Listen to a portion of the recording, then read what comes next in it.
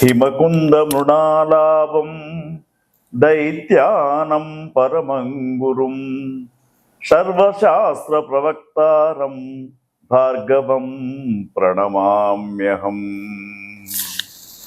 చూస్తున్నటువంటి ప్రేక్షకులకు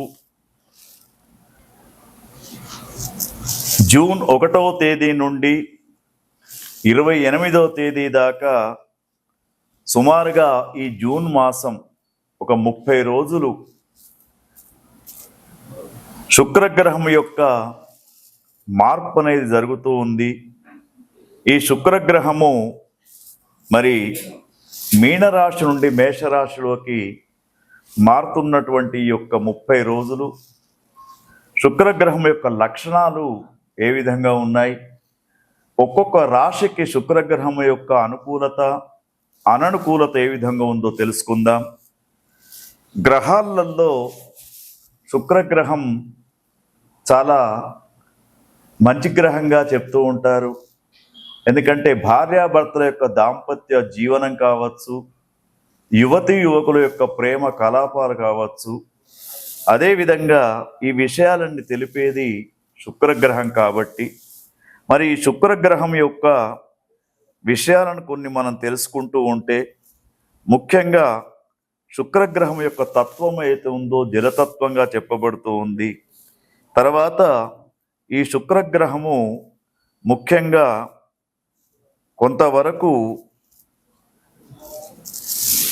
లక్ష్మీదేవి యొక్క అనుగ్రహంతో, లక్ష్మీదేవి యొక్క ఆరాధనతో శుక్రగ్రహం అనుకూలిస్తుందని చెప్తూ ఉంటారు. తర్వాత ముఖ్యంగా శుక్రగ్రహం లక్ష్మీదేవి యొక్క ఆరాధన చేయడానికి శుక్రవారం రోజు, అదేవిధంగా దీపావళి లక్ష్మీ పూజ అయితే చేస్తూ ఉంటామో అది కూడా కొంతవరకు శుక్రగ్రహం యొక్క అనుకూల్యతకు చెప్పబడుతూ ఉంటుంది. తర్వాత ఈ శుక్రగ్రహానికి ముఖ్యంగా గ్రహం యొక్క వయస్సు 7 సంవత్సరాల దాకా ఉంటూ ఉంటుంది. తర్వాత ఈ శుక్రగ్రహానికి అధిదేవత ఇంద్రాణి శచీదేవిగా చెప్పబడుతూ ఉంటుంది. శుక్రగ్రహము అనుకూలంగా లేనప్పుడు బొబ్బర్లు, పెరుగు, వెండి ప్రతిమలు, నెయ్యి, తర్వాత పండ్లు ఇటువంటివి దానం చేయాలని చెప్పేసి, తర్వాత ముఖ్యంగా శుక్రగ్రహము స్వక్షేత్రమైనటువంటి వృషభ, తులారాశులకు మంచి ఫలితాలను ఇస్తూ ఉందని చెప్పేసి, తర్వాత ముఖ్యంగా ఈ శుక్రగ్రహము భావకారత్వం ఎవరికంటే భార్య గురించి తెలుపుతూ ఉంటుంది. తర్వాత శనివర్గ గ్రహాలైనటువంటి శుక్ర, శని, బుధ, రాహువులు మిత్రులుగా ఉంటూ ఉంటారు. గురువర్గ గ్రహాలైనటువంటి గురు, కుజ, రవి, చంద్ర, కేతువులు శత్రువులుగా శుక్రగ్రహానికి ఉంటూ ఉంటారు.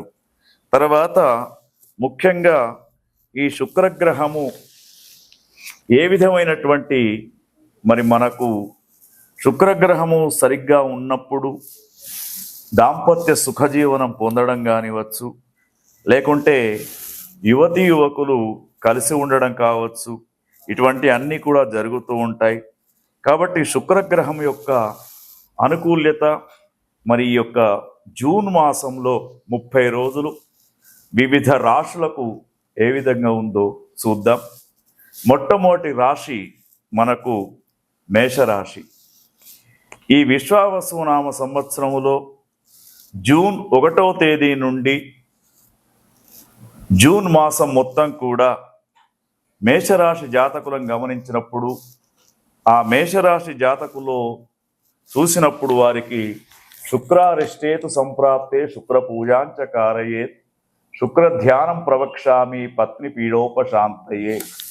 ఈ శుక్రగ్రహం మేషరాశి వారికి 1వ స్థానంలో ఉండడంతో వీరికి ఈ నెల రోజులు కూడా ఆనందకరమైనటువంటి వాతావరణం ఉంటూ ఉంటుంది.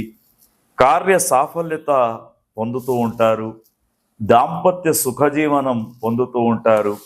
మేషరాశిలో ఉన్నటువంటి యువతీ యువకులకు వివాహాలు జరిగే అవకాశం, ప్రేమ వివాహాలు కూడా జరిగే అవకాశం మనకు కనబడుతూ ఉంది.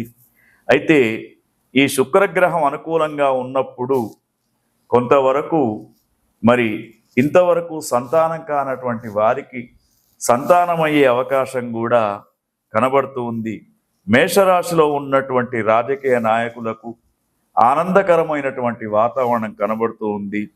వారు ఆశించినటువంటి ఫలితాలు పొందే అవకాశం కూడా మనకు ఈ యొక్క శుక్రగ్రహం యొక్క అనుకూల్యతతోటి, ఎందుకంటే మీనరాశి నుండి మేషరాశిలోకి మారుతూ ఉన్నాడు కాబట్టి ఈ శుక్రగ్రహం యొక్క అనుకూల్యత అనేది వీరికి చాలా బాగా కనబడుతూ ఉంది.